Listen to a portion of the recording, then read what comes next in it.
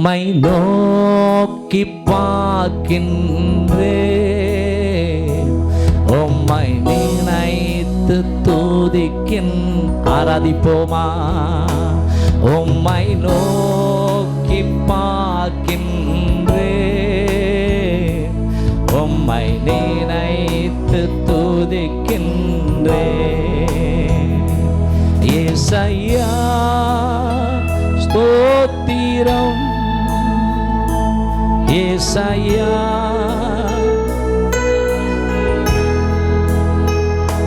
இயேசையா ஸ்தோத்திரம்,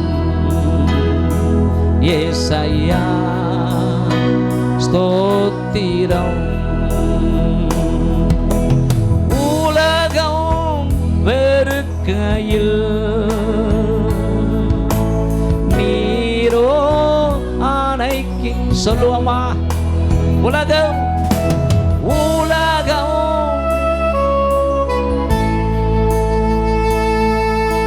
நீரோ ஆணைக்கின்றீ,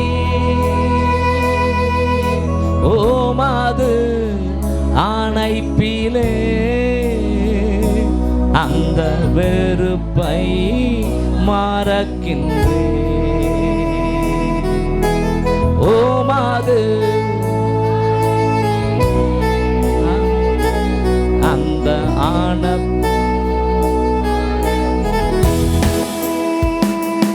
உம்மை நோக்கி ஆராதனையின் தேவனே, சபையே அவரை நோக்கி பாருங்கள். அவர்கள் அவரை நோக்கி பார்த்தார்கள், அவர்கள் முகங்கள் பிரகாசம் அடைந்தது, அவர்கள் வெட்கப்பட்டு போகவில்லை.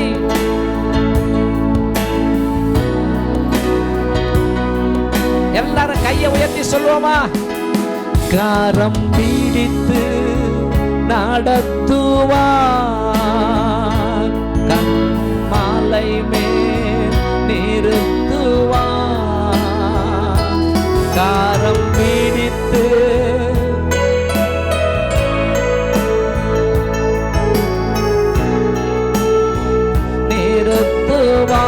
நிறுத்துவார். ஒரு தாய் தேற்றுவாது போ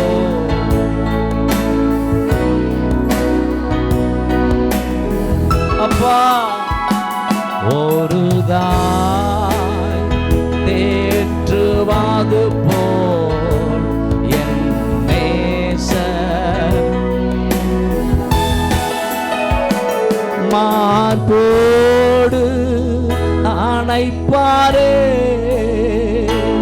மனக்கவலை தீர்ப்பாரே. இந்த ஆராதனையிலே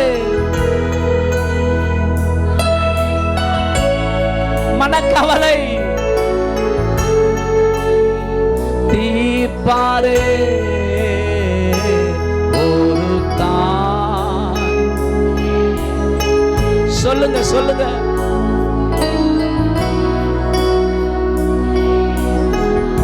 அப்பா, ஜனங்களை தேற்றுங்க.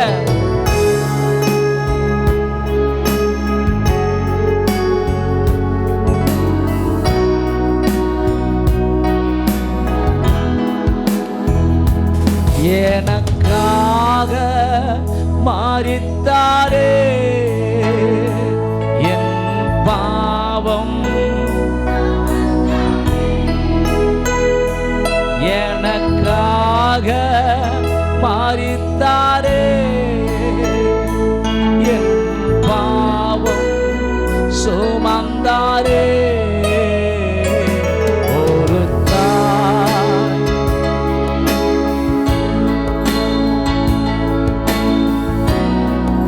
கடைசியாய் ஒரு சரணத்தை பாடி முடிக்கலாம். ஒரு தாய் தேற்று. அப்படியே கையை உயர்த்தி, என்னை கைவிடாதீரும் நாதா, என்ன நிந்தை நேரினோ, என்னை கைவிடாதீரும் அப்பா,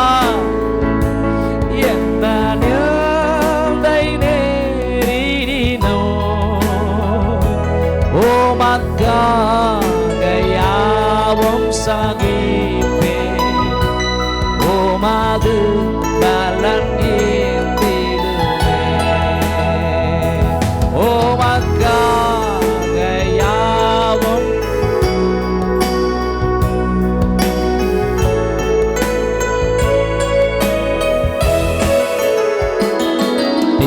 திருப்பாதம் நம்பி வந்தே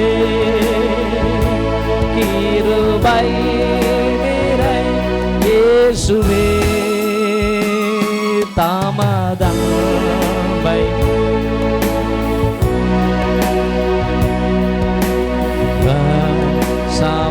சமூகத்திலே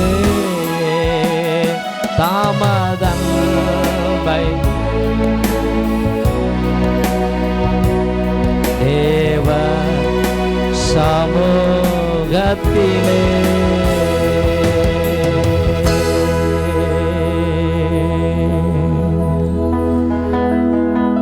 சத்துரு தலை கவிழ்ந்தோட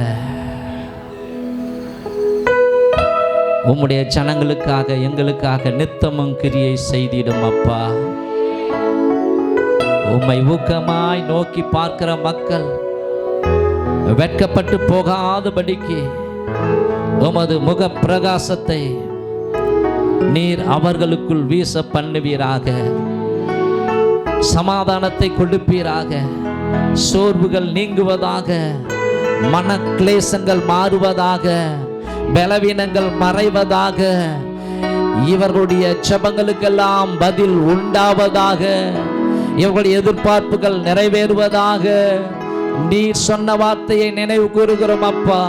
நீங்கள் எதிர்பார்த்திருக்கிற நன்மையை நான் உங்களுக்கு கொடுக்கும்படிக்கு உங்கள் பேரில் நினைத்திருக்கிற நினைவுகளை அறிவேன். அவைகள் தீமைக்கல்ல, சமாதானத்துக்கு ஏதுவானவைகளே என்று சொன்னீரே.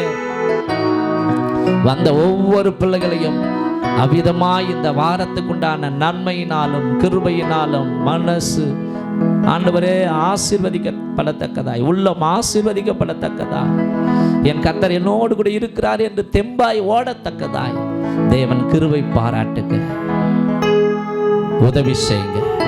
எங்க எல்லாரையும் தாழ்த்துகிறோம் இயேசு கிறிஸ்துவின் மூலமாக எங்கள் நல்ல பிதாவே, ஆமென்.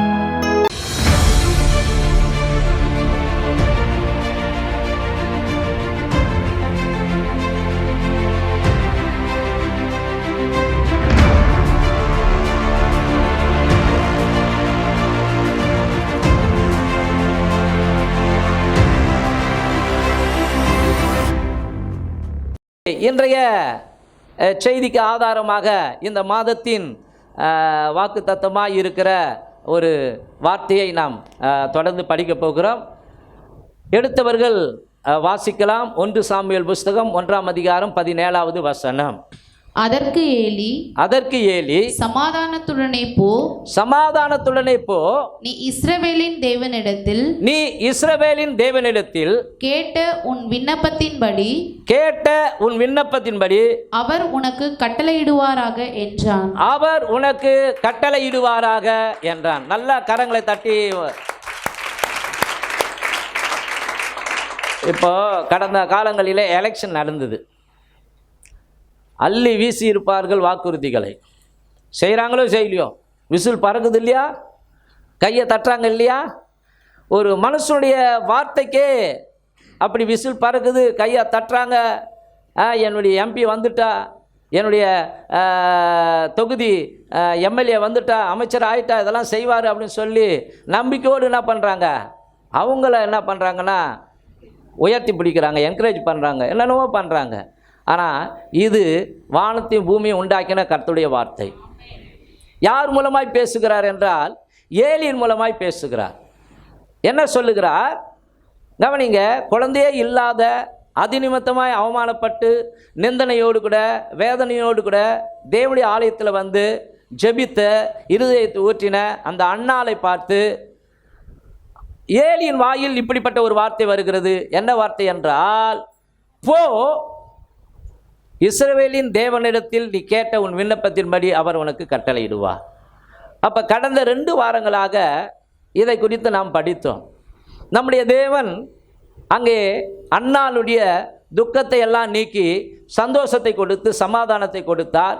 மாத்திரமல்ல, அன்னாளின் ஜெபத்தை கேட்டு கர்த்தர் அன்னாளுக்கு ஆண் பிள்ளை கொடுத்தார் அப்படின்னு சொல்லி.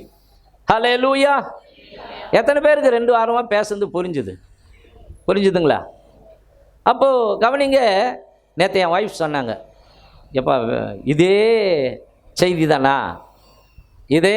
தானா அப்படின்ட்டு. அப்போ நான் யோசித்தேன், சரி எதை கொடுக்கலாம்? நிறைய செய்திகள் வந்து அசைவாடுது. இதை பேசலாமா, இதை பேசினா ஜனங்க புரிந்து கொள்ள முடியுமா, இந்த செய்தியை பேசினா அப்படின்னு யோசிக்கும் பொழுது நான் மறுபடியும் அப்படியே பைபிள் வச்சுக்கினே உக்காந்தேன்.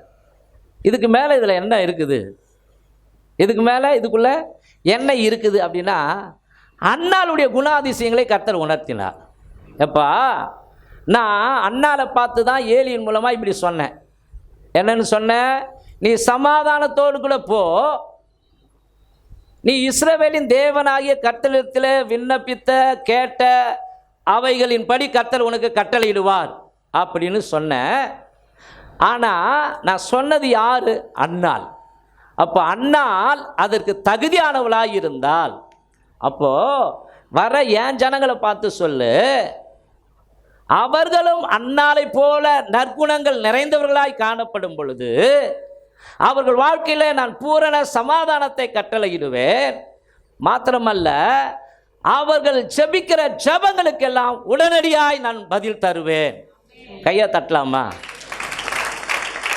உண்மையாகவே செய்தியை நான் வேறு எடுத்தேங்க, அதை தான் கற்றுக் கொடுக்கலாம் அப்படின்னு யோசித்தேன். சரி, அடுத்த வாரம் அதை பார்த்துக்கலாம் அப்படியே உக்காந்துருந்தேன். ஏன் இதுக்கு மேலே இதுலேருந்து கர்த்தர் பேச மாட்டாரா? வேதத்தில் நிறைய காரியங்கள் இருக்கிறது அப்படின்னு சொல்லி அப்படியே யோசிக்கும் பொழுது இப்படி தான் ஆண்டவர் சொன்னார், அன்னாளின் நற்குணங்களை யோசிச்சியா? அன்னாளின் நற்குணங்கள், அன்னாள் கிட்ட இருந்த நல்ல குணாதிசயங்கள். ஆகவே அன்பானவரில் கவனிங்க, ஒரு நல்ல மனுஷன் ஒரு நல்ல வாழ்க்கையை இங்கே வாழும் பொழுது அந்த மனுஷனுடைய வாழ்க்கையில் சில நேரங்களில் இக்கட்டுகள், துன்பங்கள், பிரச்சனைகள் வரும் பொழுது கவனிங்க, அந்த நல்ல மனுஷன் உண்மையான இறைவனை நோக்கி கூப்பிடும் பொழுது கர்த்தர் பதில் கொடுத்து அவனுடைய இக்கட்டுகளுக்கெல்லாம் நீக்கி, உபத்திரவங்களுக்கெல்லாம் நீக்கி அவனை அவர் ஆசீர்வதிக்கிற தெய்வமாய் இருக்கிறார். அல்லேலூயா. ஆகவே இன்னைக்கு நாம கவனிங்க, எதை குறித்து பார்க்க போகிறோம், யாருக்கு இந்த வார்த்தை சொல்லப்பட்டது அப்படின்னா கவனிங்க, அன்னாளின் நற்குணங்கள். அன்னாள் கிட்ட காணப்பட்ட நல்ல குணாதிசயங்கள் நம்ம கிட்ட கூட இருக்கும் பொழுது நிச்சயமா நம்முடைய குடும்பத்தில் சமாதானத்தை கர்த்தர் கொடுப்பார். உங்க மனசு ஒரு தெய்வீக சமாதானத்தினால நிரப்பப்படும். ஆமென். மாத்திரமல்ல, நீங்க உங்களுக்காக ஜெபம் பண்ணும் போதும் கர்த்தர் அற்புதம் செய்வார், மற்றவர்களுக்காக ஜெபம் பண்ணும் போதும் கர்த்தர் மற்றவர்களையும் விடுவிப்பார். ஹல்லேலூயா. உங்கள் ஜெபம் ஒரு வீரியமிக்க ஜெபமாய் மாறும். உங்கள் ஜெபத்து மேலே உங்களுக்கே பயங்கரமான நம்பிக்கை வந்துடும். அப்புறம் கவனிங்க, இந்த பலாப்பழத்தில் ஈ வைக்கிற மாதிரி உங்கள் வீட்டை சுற்றி ஜனங்கள் ஓடி வருவாங்க. அந்த அக்கா ஜெபம் பண்ணால் அப்படியே நடக்குது, அந்த அண்ணன் ஜெபம் பண்ணால் நடக்குது, இந்த பிரதர் ஜெபம் பண்ணால் நடக்குது. அங்கே போய் ஜெபம் பண்ண நம்ம ஹெல்ப்பை கேட்போம், அங்கே போய் ஜெபிச்சுன்னு வருவோம், நோய் தீர்ந்துடும். அங்கே போய் ஜெபம் பண்ணுவோம், பிரச்சனை மாறிடும். எத்தனை பேர் நம்புறீங்க? அப்போ அன்னாள் கிட்ட இருந்த சில நல்ல குணாதிசயங்களை குறித்து இன்றைக்கு நாம் பார்க்க போகிறோம். முதலாவது காரியம் கவனிங்க, அன்னாளுடைய கர்ப்பத்தை யாரு முதல்ல அடைச்சிருந்தாங்க தெரியுமா? கர்த்தரே அடைத்திருந்தார். பைபிளை படிக்கிறோம், நீங்கள் படித்து பார்த்தீங்கன்னா 1 சாமுவேல் புஸ்தகம் 1ஆம் அதிகாரம், அந்த 1வது அதிகாரத்தில் அங்கே பார்க்கும் பொழுது 6வது வசனம், கர்த்தர் அவள் கர்ப்பத்தை அடைத்தபடியினால் அவளுடைய சக்கலத்தை அவள் துக்கப்படும்படியாக அவளை மிகவும் விசனப்படுத்துவாள். கவனிங்க, கர்த்தரே அன்னாளின் கர்ப்பத்தை அடைத்து வைத்திருக்கிறார். அப்படி இருந்தும் அன்னாள் ஒரு நல்ல வாழ்க்கை, ஒரு நல்ல மகளாக, உண்மையாக உத்தமமாக தேவனை பின்பற்றினபடியினாலே அவளுடைய வாழ்க்கையில் ஒரு அற்புதம் நடந்தது. அவள் எதை கேட்டாலோ, குறிப்பாக எதை கேட்டால், எனக்கு ஒரு ஆண் பிள்ளை கொடுப்பீரானால் அப்படின்னு கேட்டாள். அதே மாதிரி கர்த்தர் ஒரு ஆண் பிள்ளையை கொடுத்து அவளை ஆசீர்வதித்தார். அவ மறுபடியும் தன்னுடைய பட்டணத்துக்கோ தன்னுடைய கிராமத்துக்கோ போகும் பொழுது, ஒரு பிள்ளையை பெற்றெடுத்து அவ அந்த குழந்தைய கையில் ஏந்தும் பொழுது அத்தனை ஜனங்களும் அவளை எப்படி பார்த்துருப்பாங்க? இந்த மகளோடு கூட கடவுள் இருக்கிறார். அதாவது மலைச்சு போயிருப்பாள் அந்த பெனினாள், வாயடைத்து போயிருப்பாள். இது வரைக்கும் குத்தி குத்தி பேசணுவா, அவ மூஞ்சி செத்து போயிருக்கும். ஏன்னா வசனம் நிறைவேறுகிறது. என் சத்துருகளுக்கு முன்பாக ஒரு பந்தியை ஆயத்தப்படுத்தி என் தலையை எண்ணெயால் அபிஷேகம் பண்ணுவார், என் பாத்திரம் நிரம்பி வழியும், நீடித்த கர்த்தருடைய வீட்டிலே நீடித்த நாட்களாய் நிலைத்திருப்பேன், ஜீவனுள்ள நாளெல்லாம் நன்மையும் கிருபையும். அப்போ பெனி நாள் எப்படி பார்த்துருப்பா யோசிச்சு பாருங்க. ஹல்லேலூயா.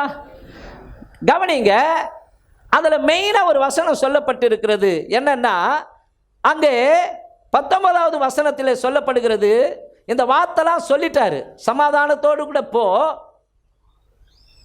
நீ இஸ்ரவேல் தேவன் கிட்ட ஜெபம் பண்ண அந்த ஜெபத்தின்படியே உனக்கு நடக்குன்னு சொல்லி அனுப்பிச்சிட்ட பிற்பாடு 19வது வசனம் சொல்கிறது, அவர்கள் அதிகாலையில் எழுந்து கர்த்தரை பணிந்து கொண்டு ராமாவில் இருக்கிற தங்கள் வீட்டுக்கு திரும்பி போனார்கள். எல்கானா தன் மனைவி ஆகிய அன்னாளை அறிந்தான், கர்த்தர் அவளை நினைத்தருளினார். அல்லேலூயா. முக்கியமான வேர்டு, முக்கியமான வார்த்தை, கர்த்தர் அன்னாளை நினைத்தருளினார். ஆமென். அன்னாளின் கர்ப்பத்தை கர்த்தர் தான் அடைத்திருந்தார். ஆனால் அவ ஜெபம் பண்ணிட்டு போன பிற்பாடு, கவனிங்க, ஏலிக்கிட்ட இருந்து ஒரு வார்த்தை வந்துட்ட பிற்பாடு அன்னாளை கர்த்தர் நினைத்தருளினார் என்று சொல்லப்பட்டிருக்கிறது. அன்பானவர்களே, உங்களையும் என்னையும் கூட கர்த்தர் நினைச்சா போதும், மற்றவன் நினைக்க வேண்டிய அவசியமே இல்லை. ஏன்னா சொந்தக்காரன் மறந்துட்டான்பா, என்னை அவங்க மறந்துட்டாங்கப்பா, என்னை அண்ணன் மறந்துட்டான், தம்பி மறந்துட்டான் அப்படின்னு நீங்கள் வருத்தப்படலாம். ஆனால் ஒருவர் நினைத்தால் போதும், உங்கள் வாழ்க்கையே தலைகீழாய் மாறிவிடும். கவனிங்க, 430 வருஷம் அந்நிய தேசத்தில் அடிமைகளாய் ஜனங்கள், கவனிங்க, கஷ்டப்பட்டு கொண்டு இருக்கும் பொழுது செத்தா நல்லா இருக்குமேன்னு அவங்க நினைக்கிற நேரத்தில் கர்த்தர் நினைத்தருளினாராம். கர்த்தர் இறங்கி வந்து அவர்கள் விடுவிக்க மோசே என்கிற ஒரு பக்தனை அனுப்பினார். மாத்திரமல்ல, பெருமழை பெய்தது, பெருவெள்ளம் வந்தது. மோசே, கவனிங்க, நோவா ஒரு பேழையை உண்டாக்கி அந்த பேழையில் அவர் இருக்கிறார். அந்த பேழையில் இருக்கும் பொழுது, கவனிங்க, கடல், அதாவது தண்ணி எல்லாம் வற்றி போகிற வரைக்கும் அந்த பேழைக்குள்ளேயே தான் நோவா இருந்தார். அந்த நோவாவை கர்த்தர் நினைத்தருளினாராம். லோத்துக்கு ஒரு பிரச்சனை வந்தது, ஆபிரகாம் ஜெபம் பண்ணார். ஆபிரகாமை நினைவு கூர்ந்து கர்த்தர் என்ன பண்ணாராம்? லோத்துவை காப்பாற்றினார். இப்படிலாம் சொல்லப்பட்டிருக்கிறது. ஆகவே கர்த்தர் நம்மை நினைத்தருளும் பொழுது நிச்சயமாக நமக்கு நன்மை உண்டாகும். பைபிளில் படிக்கிறோம், கர்த்தர் நம்மை நினைத்திருக்கிறார், அவர் நம்மை ஆசீர்வதிப்பார் அப்படின்னு சொல்லி. அப்போ இங்கே அன்னாளை கர்த்தர் நினைத்தருளினார் என்று சொல்லப்பட்டிருக்கிறது. அப்போ அன்னாளை கர்த்தர் நினைத்தருளினால், கர்த்தர் நினைக்க ஆரம்பிச்சிட்டாரு. ஜெபம் பண்ணிட்டு போயிட்டு அன்னாள் ஜெபம் கேட்கப்பட்டுச்சு, அவளை ஆசீர்வதிக்கணும் கர்த்தர் நினைக்கிறார்னா, அந்த அளவுக்கு அவளுடைய வாழ்க்கையில் ஒரு நல்ல குவாலிட்டி இருக்குது, நல்ல ஒரு வாழ்க்கை வாழ்ந்த ஒரு மகளாய் இருக்கிறார். ஆகவே அன்னாளின் நல்ல குணங்கள் என்னென்ன என்பதை குறித்து இந்த காலை வேளையில் நாம் பார்க்கும் பொழுது, படிக்கும் பொழுது, அதை நாம் கடைபிடிக்கும் பொழுது நிச்சயமாக கர்த்தர் நம்மையும் நினைத்தருளி நமக்கு வர வேண்டிய ஆசீர்வாதங்களை அவர் கட்டளையிடுவார். முதல் காரியம், 1 சாமுவேல் புஸ்தகம் 1ஆம் அதிகாரம் 7வது வசனத்திலே சொல்லப்பட்டிருக்கிறது, அவள் கர்த்தருடைய ஆலயத்திற்கு போகும் சமயத்தில், குறித்து கொள்ளுங்கள், அவள் கர்த்தருடைய ஆலயத்திற்கு போகும் சமயத்தில். போதும், கவனிங்க, இதை படித்து பார்த்தீங்கன்னா வருஷந்தோறும் இது நடக்கிற ஒரு சம்பவம். அப்போ முதல் காரியம், தேவனுடைய ஆலயத்திற்கு முக்கியத்துவம் தருபவள், தேவனுடைய ஆலயத்திற்கு முக்கியத்துவம் தருபவள். அன்பானவர்களே, கர்த்தர் யாரை நினைத்தருளுவார்? யாரெல்லாம் அவருடைய ஆலயம் முக்கியம், யாரெல்லாம் முதலாவது தேவனுடைய ராஜ்யம் அப்படின்னு நினைக்கிறாங்களோ அவர்களை கர்த்தர் நினைத்தருளுவார். ஹல்லேலூயா. அப்போ இது கவனிங்க, என்னைக்கோ ஒரு வருஷம் இல்லை, வருஷம் அவர்கள் தேவனுடைய ஆலயத்துக்கு போய் தேவனுக்கு பலி செலுத்தி தேவனை தொழுது கொள்ளுகிற ஒரு குடும்பமாய், தேவனை தொழுது கொள்ளுகிற ஒரு அன்னாளாய் அவள் காணப்பட்டபடியினால கர்த்தர் அவளை நினைத்தருளி அவளுக்கு ஒரு ஆண் பிள்ளையை கொடுத்தார். அப்படின்னா அன்பானவர்களே கவனிங்க, நாம இந்த பூமிக்குரிய ஜீவியத்தில் வாழ்ந்து கொண்டு இருக்கிறோம். மெய்யான ராஜ்யத்துக்கு ஒரு நாள் போக போகிறோம். ஆனால் இந்த உலக வாழ்க்கையில் வாழ்ந்து கொண்டு இருக்கிற நாட்களில் எதுக்கோ முக்கியத்துவம் கொடுக்கிறோம், நல்லது தான். ஆனால் முதலாவது நாம் தேவனுடைய ஆலயத்திற்கு முக்கியத்துவம் கொடுக்கணும். ஏன்னா கவனிங்க, தேவனுடைய ஆலயத்தில் கர்த்தர் வாசம் பண்ணுகிறார். சங்கீதம் 11:4 குறிப்பிடுகிறது. சங்கீதம் 11:4 அங்கே பரிசுத்தவான் சொல்லுகிறார், கர்த்தர் தம்முடைய பரிசுத்த ஆலயத்தில் இருக்கிறார். கர்த்தர் தம்முடைய பரிசுத்த ஆலயத்தில் இருக்கிறார். கர்த்தருடைய சிங்காசனம் பரலோகத்தில் இருக்கிறது. அவருடைய கண்கள் மனுபுத்திரரை பார்க்கின்றன, அவருடைய இமைகள் அவர்களை சோதித்தருகின்றன. கர்த்தர் எங்கே இருக்கிறாரா? அவருடைய சமூகம் எங்கே இருக்கிறது? கர்த்தருடைய ஆலயத்தில் இருக்கிறது. எங்கள் ஆண்டவர் இருக்கிறாரு அப்படின்னா அநேகர் நம்ப மாட்டாங்க. ஆனால் ஒரு பேய் ஆடினவனே விசுவாசம் வந்துடும். அப்பா பேய் ஆடுதே. அப்படின்னா அன்பானவர்களே கவனிங்க, எங்கே 2 பேர் 3 பேர் என்னுடைய நாமத்திலே கூடுகிறார்களோ அங்கே அவர்கள் நடுவிலே நான் இருக்கிறேன். ஹல்லேலூயா. கவனிங்க, ஒரு உதாரண கதையை அந்த காலத்திலேயே நான் கேட்டு இருக்கிறேன். ஒரு 10 வயசு படிக்கிற ஒரு பையன் ஒவ்வொரு நாளும் பள்ளிக்கு போகும் பொழுது அவன் வீட்டில் இருந்து அவன் பள்ளிக்கு போகும்போது வழியில் ஒரு ஆலயம் இருக்குமா. அந்த ஆலயம் திறந்துருக்குமா. எப்போதும் போகும்போதெல்லாம் அந்த ஆலயத்தில் போய் முட்டி போட்டு 5 நிமிஷம் ஜெபம் பண்ணிவிட்டு, ஆண்டவரே நான் ஜிம் வந்திருக்கிறேன், நான் ஆலயத்துக்கு நான் பள்ளிக்கூடம் போகிறேன், எனக்கு ஞானத்தை தாங்க, எனக்கு ஞாபக சக்தியை தாங்க, நான் நல்லா படிக்கணும், நான் நல்லா படித்து நான் நல்ல ஒரு ஆசீர்வாதமான வாழ்க்கை வாழணும்னு சொல்லிட்டு ஒவ்வொரு நாளும் ஜெபம் பண்ணுவானாம். ஒரு நாள் ஒரு விபத்துக்குள்ளே அகப்பட்டு சுய நினைவை இழந்து அவன் ஹாஸ்பிட்டலில் தீவிர சிகிச்சையின் பிரிவில் அவன் வைத்தியம் பார்க்கும்படிக்கு அவனுக்கு அவசர சிகிச்சை கொடுக்கப்பட்டு கொண்டிருக்கிறது. அவன் உயிருக்கு போராடி கொண்டிருக்கிறான். கவனிங்க, இந்த மாதிரி சூழ்நிலையில் அவன் சரியாக 8 மணி ஆனால் எங்கே இருப்பானா?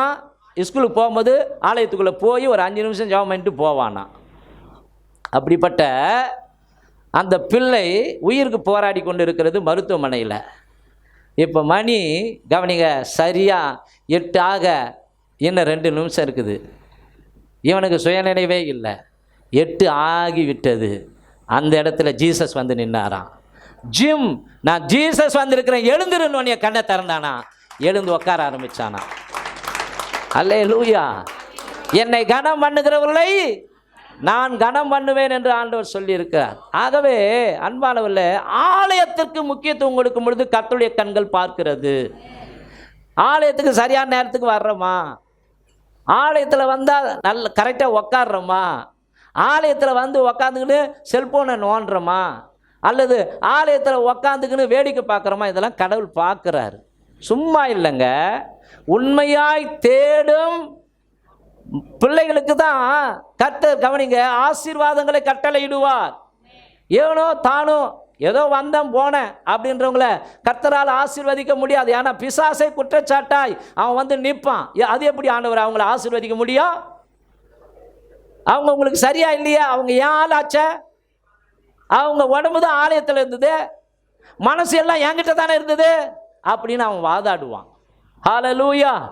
ஆகவே நம்முடைய வாழ்க்கையில் கவனிங்க, முக்கியத்துவம் கொடுக்க வேண்டிய ஒரு இடம் தேவனுடைய ஆலயம். சபை கூடி வருதலை சில விட்டு விடுகிறது போல அன்பான தேவ ஜனங்களை நாம் விட்டுவிடக்கூடாது. ஹல்லேலூயா. ரொம்ப பயங்கரமான முக்கியமான ஒரு காரியங்கன்னா அதை தவிர நம்ம ஆலயத்துக்கு என்ன பண்ணக்கூடாது? அசட்டை செய்யக்கூடாது. அப்போ வாரத்தின் முதல் நாள் கர்த்தருக்கு உரியது, சரிங்களா? அதில் ஒவ்வொரு வாரத்திலையும் ஆண்டவரை தேடி வரும் பொழுது நிச்சயமாக கர்த்தர் நம்மை நினைவு கூறுவார், கர்த்தர் நம்மை ஆசீர்வதிப்பார். 2வது, அன்னாள் கர்த்தரை துதிக்கிறவர். அப்படிங்களா? அவ அழுது இருதயத்தை ஊற்றினாள் என்று தானே சொல்லப்பட்டிருக்கிறது அப்படின்னு நினைக்கலாம். அன்பானவர்களே, இரண்டாவது கவனிங்க, கர்த்தரை துதிக்கிறவள் என்பது எப்படி நாம் இங்கே ஆதாரமாய் புரிந்து கொள்ள முடிகிறது என்றால், 11வது வசனத்தில் அவள் இவ்விதமாய் ஆரம்பிக்கிறாள். எப்படி? சேனைகளின் கர்த்தாவே. போதும், என்னன்னு சொல்றாங்க? சேனைகளின் கர்த்தாவே. நம்முடைய கர்த்தர் சேனைகளின் கர்த்தராம். அல்லேலூயா. அவர்கிட்ட இருக்கிற படைகள் மாதிரி யாருக்கிட்டையும் அந்த உலகத்தில் கிடையாது. அவர்கிட்ட இருக்கிற ஒரு தேவதூதன் மாத்திரம் மனுஷங்களை கொல்லணும்னா 1,85,000 பேரை ஒரே ராத்திரியில் கொல்லக்கூடிய வல்லமை படைத்தவன் தேவனுடைய தூதர். அல்லேலூயா. தேவனால் படைக்கப்பட்ட சாதாரண ஒரு தேவ தூதனுக்கே அப்படி இருக்குமானால், கர்த்தர் கேருபீன்களை உண்டாக்கி இருக்கிறார், சேராபீன்களை உண்டாக்கி இருக்கிறார். யோசிச்சு பாருங்க. அல்லேலூயா. அவருக்கு முன்னாடி கவனிங்க, இந்த உலகத்தில் இருக்கிற அத்தனை படைகள் ஒன்று சேர்ந்தாலும் கர்த்தர் ஊதி போற்றுவார். அல்லேலூயா. கர்த்தர் பராக்கிரமசாலி. ஆமென். தன் தேவனை குறித்து அறிந்து சரியாய் ஒரு வார்த்தையை உபயோகப்படுத்துகிறாள். சேனைகளின் கர்த்தாவே. அது துதிக்கு அடையாளமாக இருக்கிறது. ஏங்க, அந்த ஒரு வார்த்தையை வச்சு தான் நீங்கள் துதிக்கு அடையாளம்னு சொல்கிறீங்களா? எப்படிங்க? அவளே கஷ்டத்தில் இருக்கிறா, அவளே கண்ணீரோடு கூட இருக்கிறா, அவள் எப்படி துதிச்சிருக்க முடியும்? 2ஆம் அதிகாரத்தில் சொல்லப்பட்டிருக்கிறது. 1வது வசனம் தொடங்குகிறது. அப்பொழுது அன்னாள் ஜெபம் பண்ணி, என் இருதயம் கர்த்தருக்குள் களி கூறுகிறது, என் கொம்பு கர்த்தருக்குள் உயர்ந்திருக்கிறது, என் பகைஞரின் மேல் என் வாய் திறந்திருக்கிறது, உம்முடைய ரட்சிப்பினால் சந்தோஷப்படுகிறேன். கர்த்தரை போல பரிசுத்தமர் இல்லை, கர்த்தரை போல பரிசுத்தம் உள்ளவர் இல்லை, உம்மை அல்லாமல் வேறொருவரும் இல்லை, எங்கள் தேவனை போல ஒரு கண்மலையும் இல்லை அப்படின்னு சொல்லிக்கின்னு வர்ற அவங்க 11வது வசனத்தை நீங்கள் படித்து பாருங்களேன். 10வது வசனத்தை நீங்கள் படித்து பாருங்களேன். அங்கே கர்த்தரோடு வழக்காடுகிறவர்கள் நொறுக்கப்படுவார்கள், வானத்திலிருந்து அவர்கள் மேல் முழங்குவார். கர்த்தர் பூமியின் கடையாந்தரங்களை நியாயந்தீர்த்து தாம் ஏற்படுத்தின ராஜாவுக்கு பலன் அளித்து தாம் அபிஷேகம் பண்ணினவரின் கொம்பை உயர பண்ணுவார் என்று துதித்தாள். விளங்குனா கையை தட்டுங்க. வருதா இங்க? அவள் துதித்தாள். கவனிங்க அன்பானவர்கள, அவ ஜெபம் பண்றவ மாத்திரம் இல்ல, தேவனை துதிக்கிறவள். நம்முடைய தேவன் கவனிங்க, துதிகளிலே மிகவும் பயப்படத்தக்கவர். ஆகவே நம்முடைய ஆண்டவரை எல்லாவற்றிற்காகவும் நாம் துதிக்க வேண்டும். நான் ஏற்கனவே கூட நேற்றுக்கு முந்தின நாள் சொன்னேன். எடுத்த உடனே போய் ஆண்டவரை எனக்கு அதை கூட இதை கூடன்னு சொல்லுவது விட, ஆண்டவரை முதலாவது துதிக்க பழகுங்கள், புகழுங்கள். அல்லேலூயா. ஆமாம், ஒரு மனுஷங்கிட்ட ஒரு காரியம் ஆகணும்னா மனுஷனு என்ன பண்ணுறான்? தாஜா பண்ணுறான். நீங்கள் நல்லவர், வல்லவர், சூப்பரான ஆள், ஐயா உங்களுக்கு இறக்க குணம் அதிகம், அவனே அப்படி புகழ புகழ புகழ என்ன பண்ணுறான்? சரி சரி உனக்கு என்ன வேணும் இப்போ? அல்லேலூயா.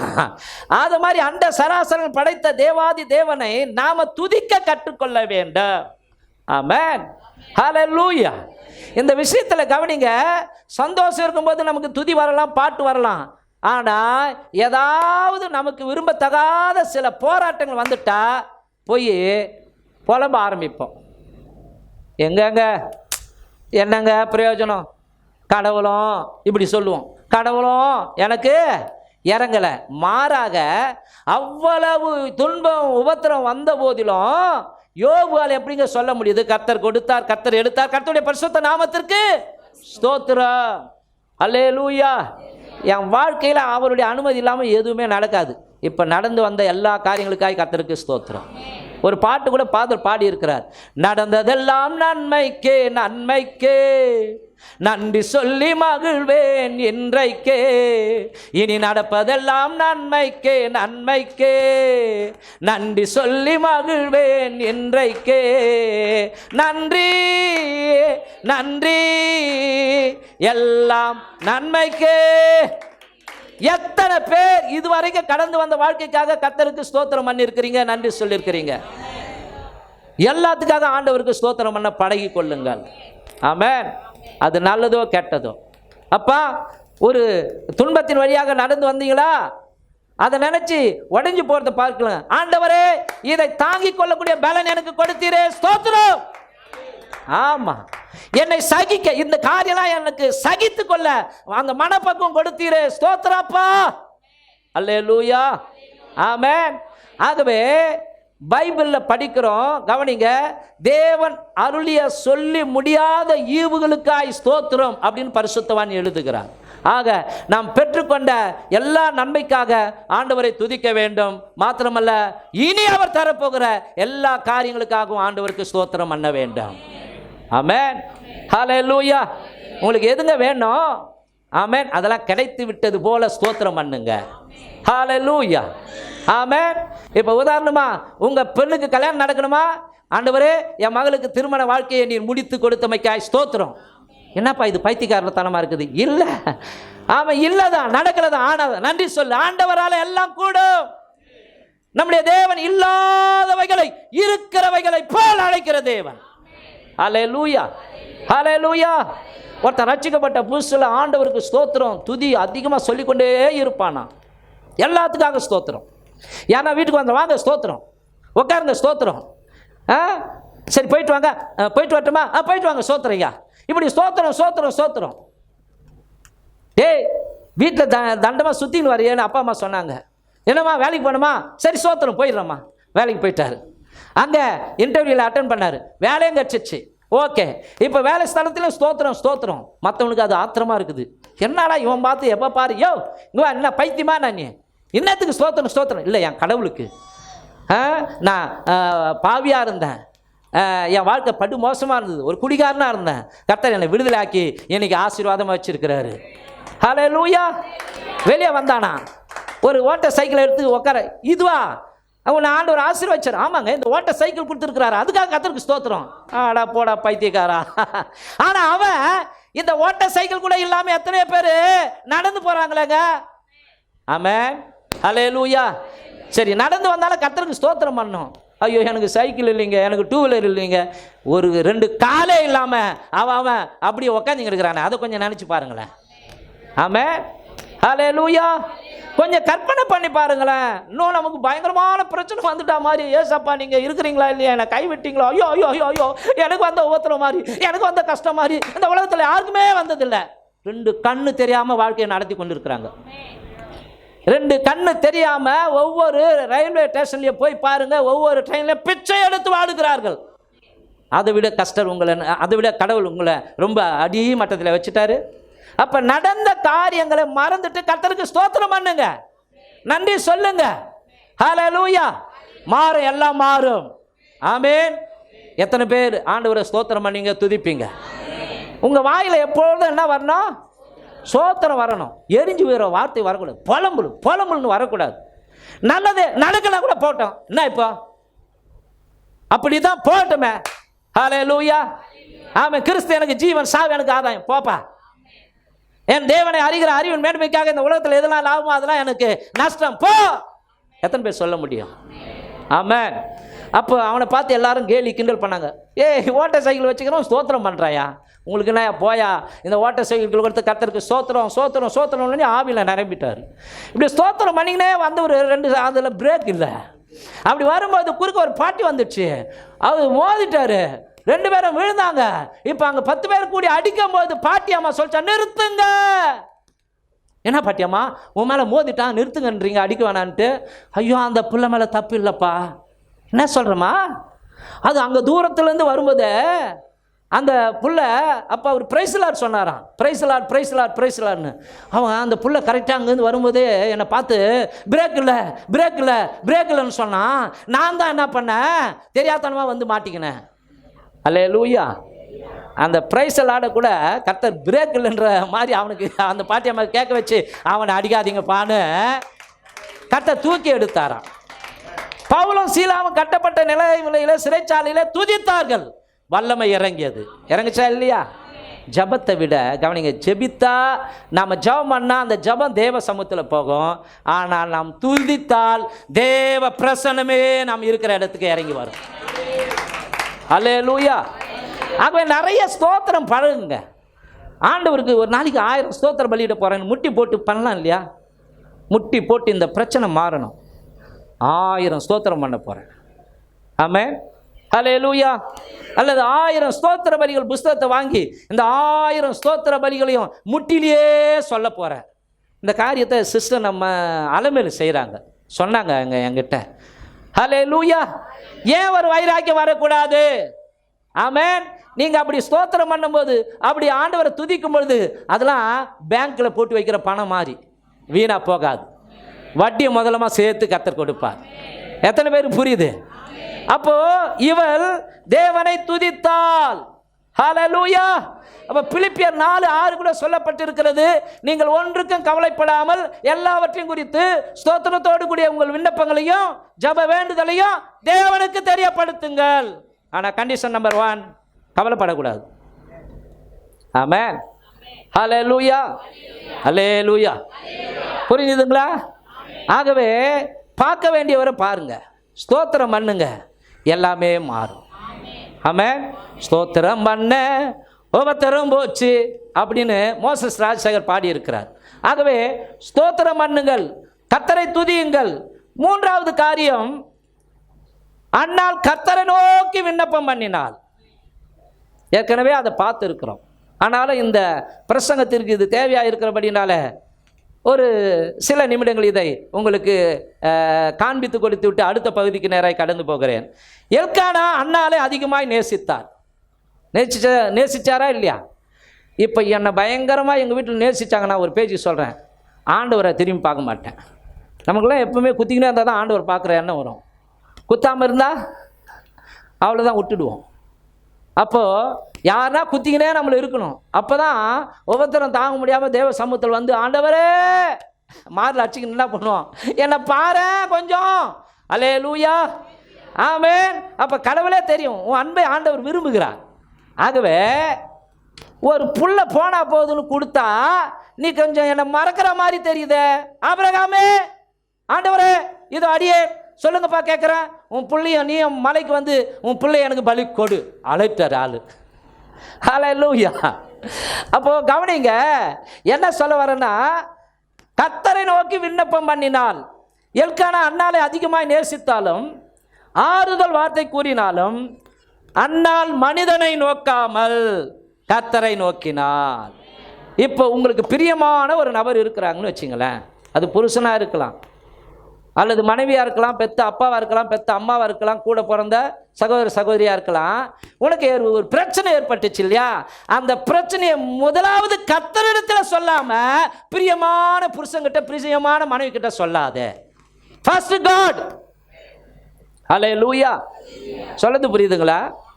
கவனிங்க, துன்பத்தின் மத்தியில் தாவீதை குறித்து படிக்கிறோம். அவருடைய மனைவிகள், பிள்ளைகள், உடைமைகள் கொள்ளையடிக்கப்பட்டது. மாத்திரமல்ல, கூட இருந்த 600 பேருடைய மனைவிகள், பிள்ளைகள் கொள்ளையடிக்கப்பட்டு போனார்கள். எங்க ஓடினார் அவரு? தேவ சமூகத்துக்கு ஓடினாரு. எத்தனை பேர் ஆமென் சொல்றீங்க? இது மாதிரி நம்மளால முடியுமா? நம்ம துணியெல்லாம் பிடிச்சி கீழ்ச்சிக்கின்னு பைத்தியக்கார மாதிரி ஆயிடுவோம். ஆனால் அவருக்கு ஒரு நம்பிக்கை இருக்கிறது, என்னை படைத்த இறைவனிடத்தில் முறையிட போகிறேன், இழந்து போனதை மறுபடியும் கர்த்தர் மீட்டு கொடுப்பார். ஹல்லேலூயா.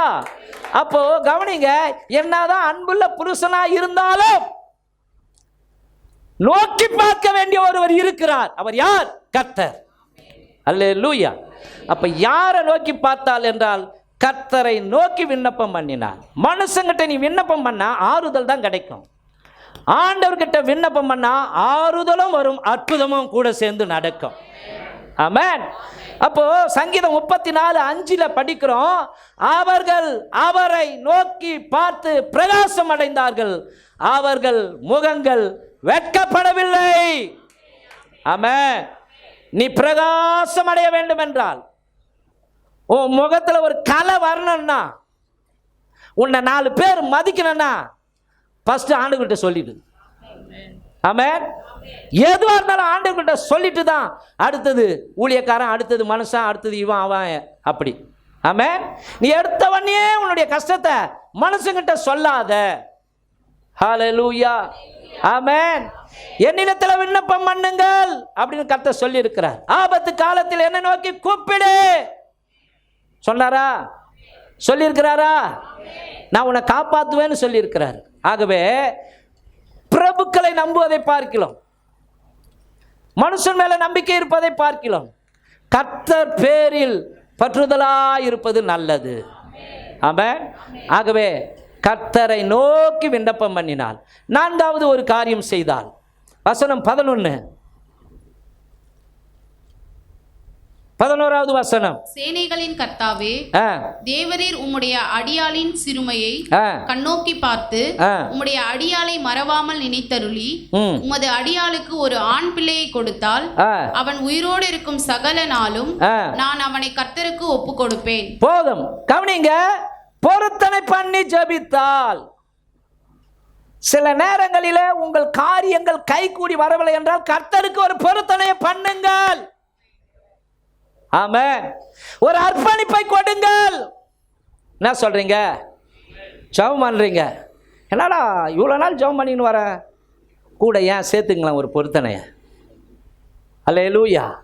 ஒரு அர்ப்பணிப்பை ஆண்டவருக்கு கொடுங்களேன், ஒரு தீர்மானத்தை ஆண்டவருக்கு கொடுங்களேன். அது எந்த தீர்மானமும் எனக்கு தெரியாது, எந்த பொருத்தனையோ தெரியாது, நீ செலுத்து. ஏன்னா பைபிளில் வசனமே இருக்கிறது. சங்கீதம் 50ஆம் அதிகாரம் 14-15, உன்னதமானவருக்கு பொருத்தனைகளை செலுத்தி அவரை நோக்கி கூப்பிடு, அவர் உன்னை விடுவிப்பார், அப்பொழுது நீ மகிமைப்படுத்துவாய். இருக்குதா? 14வது வசனம். நீ தேவனுக்கு ஸ்தோத்திர பலியிட்டு உன்னதமானவருக்கு உன் பொருத்தனைகளை செலுத்தி ஆபத்து காலத்தில் என்னை நோக்கி கூப்பிடு, நான் உன்னை விடுவிப்பேன், நீ என்னை மகிமைப்படுத்துவாய். அப்போ இவன் சாதாரணமா ஜெபம் பண்ணல, பொருத்தனை பண்ணி ஜெபம் பண்றான். ஆமென். என்ன பொருத்தனை? ஆண்டவரே, நீங்க என்னுடைய கர்ப்பத்தை அடைத்து வைத்திருக்கிறீர், நீர் மாத்திரம் என்னை நினைவு கூர்ந்து என்னுடைய கர்ப்பத்தை ஆண்டவரே திறக்க செய்து நீர் என்னை ஆசீர்வதித்து ஒரு ஆண் பிள்ளையை கொடுப்பீரானால் அதை நான் உமக்கு காணிக்கையாய் கொடுத்து விடுவேன். நல்ல பொருத்தனை தானே இது? அதுக்காக கை தட்டலாமா? ஹல்லேலூயா. ஆமென். என் பிள்ளை ஆண்டவரே உங்களுக்காக ஊழியத்துக்கு கொடுக்குற ஆண்டவரே.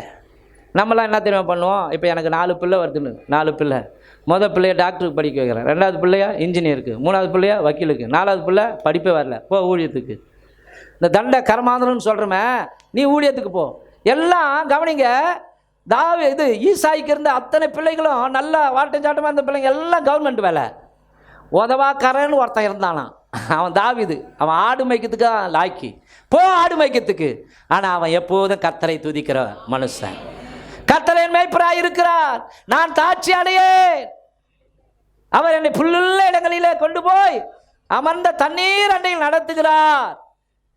இப்படி சொல்லி ஆண்டவரை துதிக்கிற மனுஷன், அந்த ஆடுகளின் பின்னே போய் கொண்டிருந்த மனுஷனை இஸ்ரவேலின் அரியணையிலே உட்கார வைக்கும்படிக்கு கர்த்தர் அற்புதத்தை செய்தார்.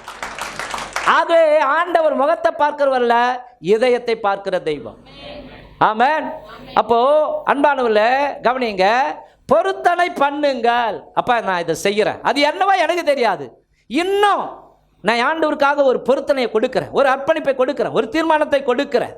நீங்க ஆண்டவரே அப்ப இந்த காரியத்தை விட்டுடுறேன், அது எதுவா தெரியாது, அது பாவ காரியமா இருக்கலாம், அல்லது நான் உகந்ததை உனக்கு தருகிறேன். எப்தா அப்படிதான் பொருத்தனை பண்ணான். ஆண்டவரே, நான் இப்போ யுத்தத்துக்கு போறேன், நான் போயிட்டு ஜெயிச்சுட்டு திரும்பி வரும்போது எனக்கு முன்னாடி எது படுதோ அதை உமக்கு காணிக்கையா கொடுப்பேன்.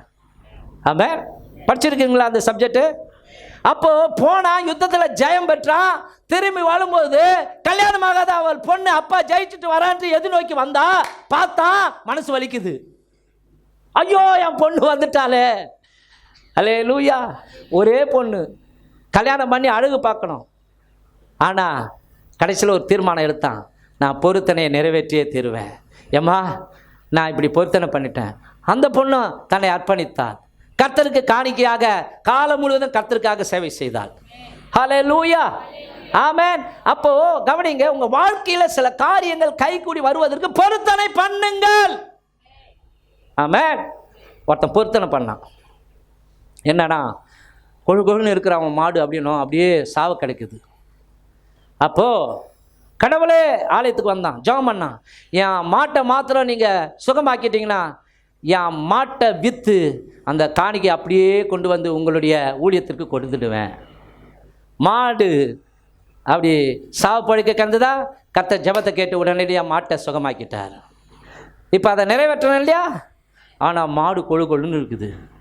இப்போ சந்தைக்கு கொண்டு போகிறாங்க. கவனிங்க, இவன் யோசிக்கிறான், வீட்டில் இருந்த ஒரு சேவலை பிடிச்சிக்கலாம், சந்தைக்கு போனான், இப்போ விற்க ஆரம்பிக்கிறான்.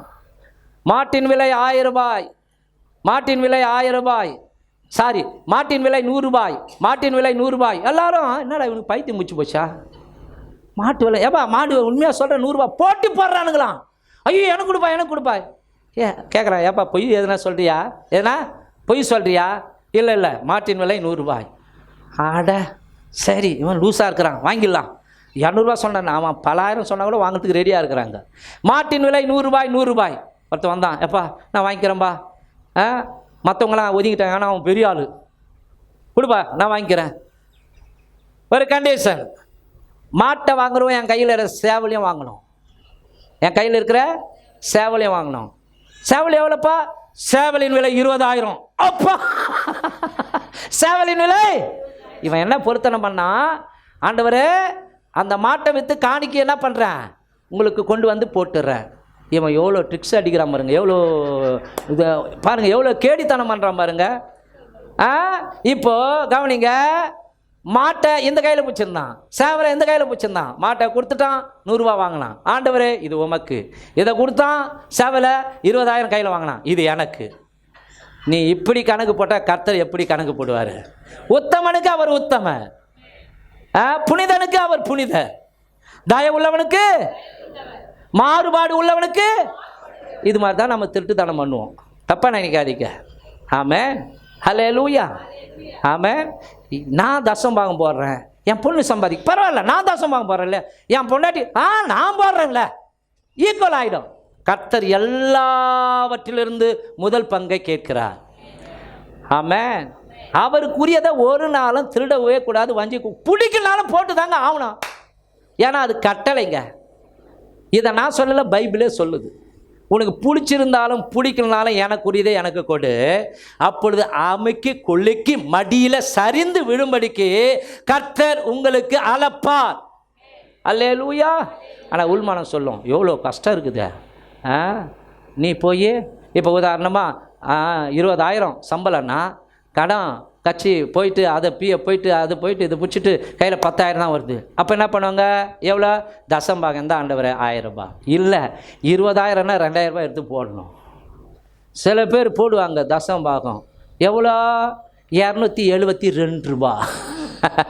ஏன் 5 தான் மாற்றக்கூடாதா, இல்லை 300 ரூபா தான் மாற்றக்கூடாதா? நான் என்ன சொல்ல வரேன்னா, இப்படிலாம் நம்ம கணக்கு பார்க்கக்கூடாதுங்க. நமக்கு சுவாசத்தை கொடுக்குறாரு இல்லையா? இந்த ஆக்சிஜனுக்காக எத்தனை பேர் கொரோனா காலங்களில் பாடுபட்டாங்க, கிடைக்கல தெரியுமா? எத்தனையோ பணக்காரன் இந்த ஆக்சிஜன் கிடைக்காம செத்து போனான். அல்லேலூயா. நம்ம ஆண்டவர் கணக்கு பார்த்து செலவழிக்கலாங்களே. வாரி இறைத்து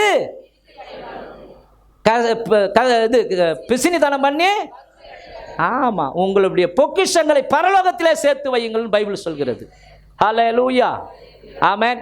இறைக்கிற கிணறு தான். கஞ்சாதானம் பண்ணி எங்கே கொண்டு போக போகிற? உன்னை சொல்லலை, உங்களை சொல்லலை. அப்படி கஞ்சாதானம் பண்ணி இறுக்கி பூச்சி சேர்த்து வச்சு பட்டுன்னு உயிர் போச்சுன்னா பாவிகளின் ஆஸ்தி, கஞ்சத்தனமான மனிதர்களுடைய ஆஸ்தி நீதிமானுக்காக சேர்த்து வைக்கப்பட்டிருக்கிறது. அப்போது என்ன சொல்லணும்னா, பொருத்தனை, எதாகிலும் கடவுளுக்கு பொருத்தனை செலுத்தி நீங்கள் அவரை நோக்கி ஜெபம் பண்ணுங்கள், கர்த்தர் உங்களுக்கு நன்மையை செய்வார். 5வது கவனிங்க, வசனம் 11 வாசிப்போம். சேனைகளின் கர்த்தாவே, சேனைகளின் கர்த்தாவே, தேவரீர் உம்முடைய அடியாளின் சிறுமையை கண்ணோக்கி பார்த்து உம்முடைய அடியாளை மறவாமல் நினைத்தருளி உமது அடியாளுக்கு ஒரு ஆண் பிள்ளையை கொடுத்தால் அவன் உயிரோடு இருக்கும் சகல நாளும் நான் அவனை கர்த்தருக்கு ஒப்பு கொடுப்பேன், அவன் தலையின் மேல் சவரன் கத்தி படுவதில்லை என்று ஒரு பொருத்தனை பண்ணினாள்.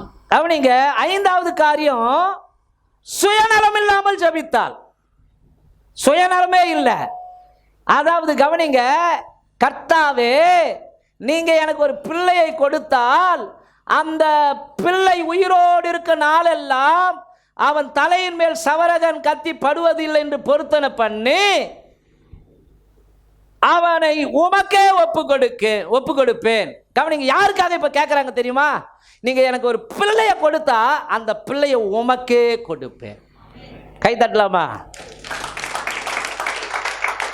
அவங்க அதுக்கு அடுத்ததெல்லாம் பிள்ளைகளை கேட்கவே இல்லை. ஆனால் கர்த்தர் இதை பார்த்து தான் அடுத்து பிள்ளைகள்லாம் கொடுக்குறாரு.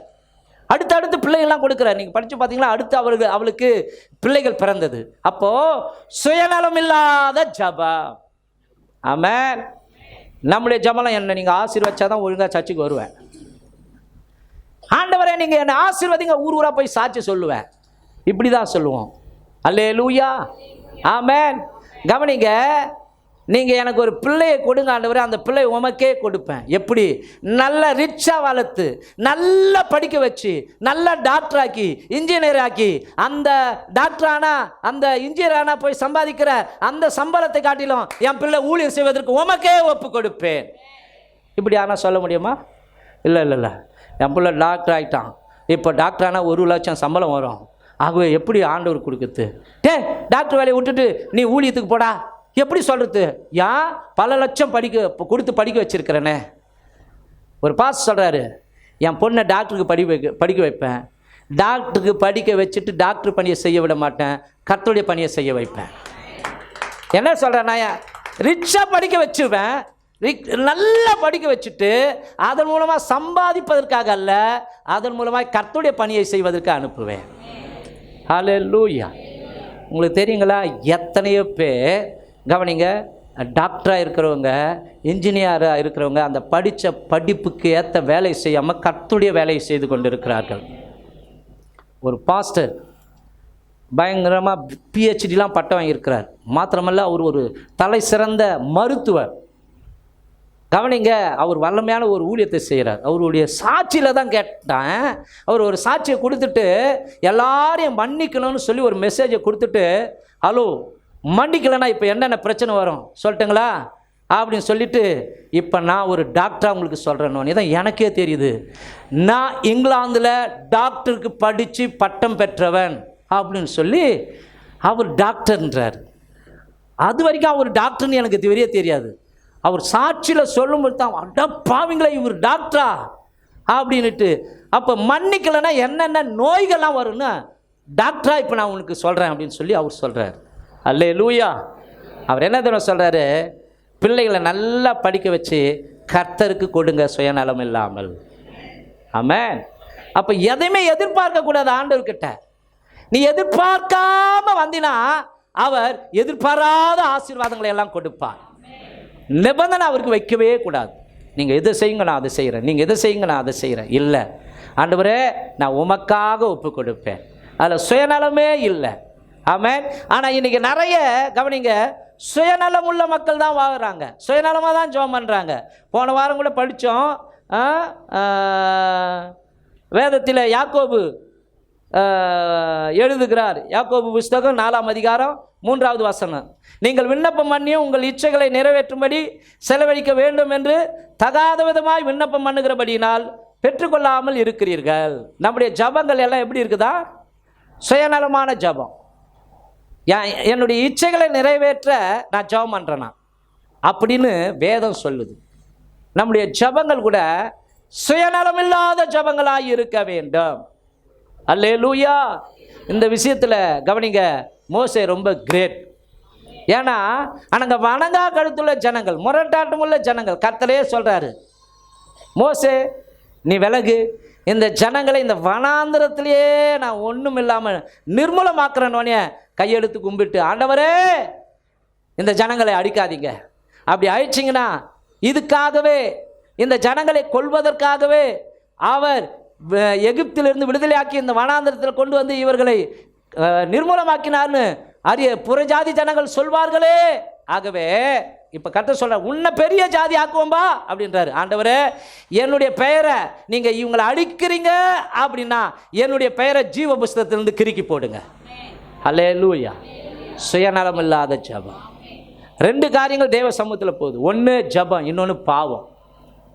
ஆமென். ஒன்று நம்ம மன்றாடி மற்றவங்களுக்காக ஜெபம் பண்ணுறோம் பார்த்தீங்களா? அப்போது சில நேரங்களில் நம்முடைய ஜெபங்கள் சுயநலமாக தான் மாறிடுது. ஃபாஸ்டிங்காக சுயநலமாக தான் மாறுது. ஆனால் நான் பக்கத்து வீட்டு குடும்பம் நல்லா இருக்கேன், பக்கத்து வீட்டு குடும்பத்தை ரட்சிக்கப்பட நான் ஃபாஸ்டிங்கோடு கூட ஜெபம் பண்ணுறேன். எத்தனை பேரால் சொல்ல முடியும்? இன்றைக்கி அப்படி இல்லை, அது மாதிரி இல்லை. ஆகவே தான் அவர்களும் இயேசுவை அறியவில்லை. இன்றைக்கி கவனிங்க, சுயநலமாய் மக்கள் ஜெபித்து கொண்டு இருக்கிறார்கள். எங்கெங்க எழுப்புதல் வரும்? ஹல்லேலூயா. நம்முடைய ஜெபங்களிலே சுயநலமே இருக்கக்கூடாது. ஆமென். ஹல்லேலூயா. என்னை ஆசீர்வதிங்க, என்னை ஆசீர்வதிங்க, என்னை ஆசீர்வதிங்க, என்னை ஆசீர்வதிங்க. ஆசீர்வதிப்பார். மற்றவர்களுக்காக நம்ம ஜெபம் பண்ணுவோம். யாரை நான் அனுப்புவேன்? யார் நமது காரியமாய் புறப்பட்டு போவான்? நான் போகிறேன் ஆண்டவரே. எப்படி? ஜெபத்தின் மூலமாக போகிறேன். உட்கார்ந்த இடத்துலையே பல பகுதிகளுக்காய் ஜெபம் பண்ணலாமா இல்லையா? பல குடும்பங்களுக்காய் ஜெபம் பண்ணலாமா இல்லையா? கர்த்தர் கேட்டு அந்த ஜெபத்தை கேட்டு அவங்களை விடுதலை ஆக்குவார், உங்களையும் ஆசீர்வதிப்பார். அப்போ அன்னாள் சுயநலம் இல்லாமல் ஜெபித்தாள். அடுத்த ஒரு காரியம் கவனிங்க, அந்த ஜெபத்தில் தன் காரியத்தை மாத்திரமே சொன்னான், மற்றவங்கள சாக்கிட்டுலாம் சொல்லலை. இப்போ நம்ம ஆண்டவரே இந்த பக்கத்து வீட்டில் இருக்கிறவங்க குறைச்சல் கொடுக்குற ஆண்டவரே அவனை மூஞ்சில் ஒரு குத்து குத்துங்க.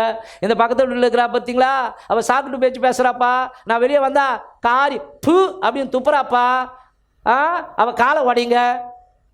நான் ஏற்கனவே சொன்னேன்ல, ஒரு வாட்ஸ்அப்பில் ஒரு அம்மா அனுப்பிச்சிதுன்னு, ஒரு 7 பேர் சொல்லி அந்த 7 பேர் செத்து போனோம். நான் ஊக்கமாக ஜெபம் பண்ணோம்மா. ஒரு அம்மா வரும் வந்து, பாஸ்டர் சொல்லுமா, நீங்கள் ஒரு நாளைக்கு ஃபாஸ்டிங் இருந்து என் வீட்டுக்காரர் ரட்சிக்க பண்ணணுன்னு ஜெபம் பண்ணுங்கம்மா. ஜெபம் பண்ணுங்க ஐயா. நீங்கள்? இல்லை, நான் வேலைக்கு போகிறேன். வா, மனசுக்குள்ள தோணுது, நான் வா, நான் உன் வீட்டுக்காரனுக்காக ரட்சிக்கப்படுவதற்கு நான் சாப்பிடாம உபாசிச்சு ஜெபம் பண்ணுறேன், நீ வேலைக்கு போறியா? ஏன் நீ லீவ் போடக்கூடாதா? கொஞ்சம் யோசிச்சு பாருங்களேன். அல்லேலூயா. ஆமென். கவனிங்க, என்ன சொல்ல வரேன்னா, இவ ஜெபத்தில் தேவையற்றதை புலம்பல. நம்ம புலம்பக்கூடாது. நம்முடைய பிரச்சனை மாத்திரம் அல்லது மற்றவருடைய காரியத்தை மாத்திரம் சொல்லணும். அதான் சொன்னேன் இல்லையா, ஒருத்தர் வந்து ஜெபம் பண்ண கூட்டா எதுக்காக ஜெபம் பண்ணணுமோ அதுக்கு ஜெபம் பண்ணல. இவர் ஆப்பிரிக்கா நாட்டுக்கு போயிட்டார், இவர் ஆஸ்திரேலியாவுக்கு போயிட்டார், இவர் நாட்டில் நடக்கிறதுக்கெலாம் போய் முதல்ல உன் வீட்டில் நடக்கிற பிரச்சனையை பார்த்து ஜெபம் பண்ணு. ஆமென். ஹல்லேலூயா. அப்போது கவனிங்க, நான் பார்க்கறதுக்கெல்லாம் ஜெபம் பண்ணுவேன். பார்க்கறதுக்குலாம் முதல்ல உனக்குள்ளே மாற்றம் வரணும் இல்லையா? எனக்குள்ளேயே நான் 1008 குப்பையை வச்சுக்கணும் மற்றவங்களுக்காக ஜெபம் பண்ண முதல்ல என் பிரச்சனை சரியாகணும். எத்தனை பேர் ஆமன்றீங்க? இப்போ போயிட்டு ஜெபத்தில், ஆண்டவரே ஏசப்பா என்னால் தாங்க முடியல, என்னுடைய சக்கலத்தி பெண்ணினால் இருக்கிறார் தெரியுமா, சாக்கிட்டு பேசுகிறா, அவள் வாயில் ஒரு குத்து விடுங்க ஆண்டவரே. இப்படிலாம் சொல்லவே இல்லை. பெண்ணினால் அவள் பண்ணுற பிரச்சனை குறித்து கர்த்தருக்கு அவள் தெரியப்படுத்தவே இல்லை. எத்தனை பேர் ஒத்துக்கிறீங்க? அவள் சொன்னது, நான் மலடியாக இருக்கிறேன் ஆண்டவரே, என்னை நினைத்தருளும் ஆண்டவரே, ஒரு குழந்தைய அதுவும் ஆண் பிள்ளைய கொடுத்தா அதை உமக்கே கொடுப்பேன். ஆமென். ஜெபத்தில் போயிட்டு தேவை இல்லாத அலப்பறை பண்ணக்கூடாது. அல்லேலூயா. ஒருத்தர் ஹாஸ்பிட்டல் மினிஸ்ட்ரி போனாங்களாம். போன உடனே ஒருத்தர் போராடி கொண்டு இருக்கிறாராம் உயிருக்காக. அந்த லீட் பண்ணுற ஒரு தலைவரை கூட்டாங்க. ஐயா இது மாதிரி ரொம்ப சிக்காக இருக்கிறார், ஜெபம் பண்ணுங்க. இவர் கையை எடுத்து கும்பிட்டு ஜெபம் பண்ணணுமா? பரலோக பிதாவே, இயேசுவின் நாமத்தில் கர்த்தாவே, நாங்கள் உம்மை நோக்கி பார்க்கிறோம். இந்த ஸ்தலத்தில் ஏறெடுக்கிற ஜெபத்துக்கு நீர் ஆண்டவரை பார்க்கிறீர், உம்முடைய ஆண்டவரை செவிகள் கேட்கிறது. ஆகவே இப்பொழுது நாங்கள் இந்த உலகம் முழுவதும் இருக்கிற எல்லா மக்களுக்காய் ஜெபிக்கிறோம் ஆண்டவரே. உலகத்தில் இருக்கிற அத்தனை நாடுகளுக்கும் ஜெபிக்கிறோம். இந்தியாவுக்காய் ஜெபிக்கிறோம், ஆஸ்திரேலியாவுக்காய் ஜெபிக்கிறோம், அமெரிக்காவுக்காய் ஜெபிக்கிறோம், ஜப்பானுக்காய் ஜெபிக்கிறோம். இப்படி சொல்லிக்கினே இருக்கும்போது சத்தம் கேட்குதான். என்ன சத்தம்? 1000 சத்தம். கண்ணை திறந்து பார்த்தா, என்னப்பாச்சு, என்னாச்சு? அடப்பாவி, நீ அமெரிக்காவுக்கு போகும்போதே அவன் செத்துட்டான்டா. அமெரிக்காவுக்கு போகும்போதே என்ன குறிப்பை சொல்கிறாங்களோ அது மாத்திரம் ஜெபம் பண்ணணும். ஒரு ஜெப குறிப்பை கொடுத்துட்டா மைக்கை வாங்கிடுவாங்க. வாங்கின உடனே நம்ம எல்லாரும் கண்களை மூடுவோம். அதுக்கு ஒரு கெத்து. இந்த ஜிப்பாலாம் அப்படி இஸ்துங்க, சோத்ரம் சோத்ரம், எல்லாரும் ஊக்கமாய் ஜெபம் பண்ணுவோம். அவங்க பண்ணுற ஸ்டைல்லாம் பார்த்தீங்களா, அவள் தான் நீங்கள் விழுந்துடுங்க. அப்பா இவ்வளோ மாதிரி ஒரு பரிசுத்தம் இல்லவே இல்லைப்பா. எதை சொன்னாங்களோ அது ஜெபம் பண்ணிட்டு போ. ஆமென், ஹல்லேலூயா. சபையின் எழுப்புதலுக்காக ஜெபம் பண்ணுனா கண்களை மூடுவோம், ஸ்தோத்திரம் பண்ணுவோம். ஸ்தோத்திரம், ஸ்தோத்திரம், ஸ்தோத்திரம். உங்கள் துக்கம் சந்தோஷமாய் மாறும். பாடிட்டு பாஸ்டர் என்ன குறிப்பு சொன்னீங்க, மூஞ்சிலே தான் குத்துவாங்க. பாட்டெல்லாம் பாடிவிட்டு என்ன குறிப்பு சொன்னீங்க, நீ ஒரு மனமாக ஜெபம் பண்ணுவனே, இப்படிலாம் நடக்குதுங்க. யோசிச்சு பாருங்க, நமக்கு என்ன பிரச்சனையோ அதை சொன்னால் போதும். ஹல்லேலூயா. அவங்க ஆண்டவரே பக்கத்து விட்டு பொம்பளைங்களாம் என்ன ஒரு மாதிரி பேசுகிறாங்க ஆண்டவரே, குறிப்பா என் சக்களத்தி பெனினால் என்னை குத்தி குத்தி குத்தி பேசுகிறா ஆண்டவரே. அவள் மூஞ்சில நான் ஒரு வெக்கத்தை பார்க்கணும் ஆண்டவரே, அவள் அசிங்க பண்ண ஆண்டவரே, நீங்கள் என் கூட இருக்கிறீங்க அப்படின்றத காட்ட விதமா ஏசப்பா நீங்கள் எனக்கு ஒரு அற்புதம் செய்யுங்க. இதெல்லாம் செய்ய சொல்லலை. எங்கள் ஆணை என்னை நினைத்தருளுங்க, எனக்கு ஒரு குழந்தை கொடுங்க, அதை உமக்கே கொடுப்பேன். ஹல்லேலூயா. தன்னுடைய காரியத்தை மாத்திரம் என்ன பண்ணா, விண்ணப்பம் பண்ணினால். அடுத்து கவனியுங்கள், சொல்லப்பட்டு இருக்கிற ஒரு காரியத்தை சொல்லி நான் முடிக்க விரும்புகிறேன். 7வது காரியமாய் 1 சாமுவேல் புஸ்தகம் 14வது வசனத்திலிருந்து 16வது வசனம் வரைக்கும் வாசிப்போம். 1 சாமுவேல் புஸ்தகம் 14லிருந்து 16 வரைக்கும். அவளை நோக்கி, நீ எதுவரைக்கும் வெறித்திருப்பாய், உன் குடியை உன்னை விட்டு விலக்கு என்றான். அதற்கு அன்னாள் பிரதியுத்தரமாக, அப்படியல்ல என் ஆண்டவனே, நான் மன கிளேசமுள்ள ஸ்திரீ, நான் திராட்சரசமாகிலும் மதுவாகிலும் குடிக்கவில்லை. கர்த்தருடைய சந்நிதியில் என் இருதயத்தை ஊற்றிவிட்டேன். உம்முடைய அடியாளை பேலியாளின் மகனாக எண்ணாதேயும், மிகுதியான விசாரத்தினாலும் கிளேசத்தினாலும் இந்நேரம் மட்டும் விண்ணப்பம் பண்ணினேன் என்றாள். அதற்கு ஏலி, சமாதானத்துடனே போ, நீ இஸ்ரவேலின் தேவனிடத்தில் கேட்ட உன் விண்ணப்பத்தின்படி அவர் உனக்கு கட்டளையிடுவாராக. கையை தட்டலாமா? எதுக்கு தெரியுமா? அவ்வளவு கேவலமா பேசின ஊழியக்காரனையே கனம் பண்ண ஆரம்பிக்கிறான். நல்லா கையை தட்டுங்களேன். இந்த ஒரு குவாலிட்டி, அருமையான குவாலிட்டி அவகிட்ட. இன்றைக்கி யாருன்னா அப்படி செய்வாங்களா? இன்றைக்கி யாருன்னா அப்படி செய்வாங்களா? யோசிச்சு பாருங்க. நீ எது வரைக்கும் குடித்து வெறித்திருப்பாய். எவ்வளோ ஒரு கேவலமான வார்த்தை வருது பாருங்க ஊழியக்காரனுடைய வாயிலிருந்து. தவறான ஒரு பார்வை. அப்போனா ஊழியக்காரனுடைய பார்வை ஜெபம் பண்ற அந்த சகோதரியை குடிகாரியா பார்க்குறாரு. மாத்திரம் பார்த்துட்டு கண்டுக்காமனா போயிட்டாரா இவர்? மாத்திரமல்ல, உன்னுடைய பேச்சை நிறுத்து, எழுந்துரு, ஆலயத்தை சாத்த போகிறேன், எவ்வளோ நேரம் நீ குடிச்சிட்டு வெறித்திருப்பாய் அப்படின்னு சொல்லிட்டு உன் குடியை உன்னை விட்டு விலக்கு. யோசிச்சு பாருங்க, குடிகாரி. முதல்ல குடியிலேருந்து நீ விலகி வா அப்படின்னு சொன்னால் எப்படி குத்திருக்கும் அம்பு மாதிரி வார்த்தை. ஆமென், ஹல்லேலூயா. ஒன்றுமில்லை, சில வார்த்தைகளை சொல்லிட்டாலே இந்த பாஸ்ட் குத்தி குத்தி பேசுகிறாருன்னு பட்டம் சூட்டுற உலகம் இது. வசனத்தை நம்ம பேசும்போதே குத்தம். ஏன்னா இருபுறமும் கருக்குள்ள பட்டயம். உங்களையும் குத்தம், என்னையும் குத்தம்.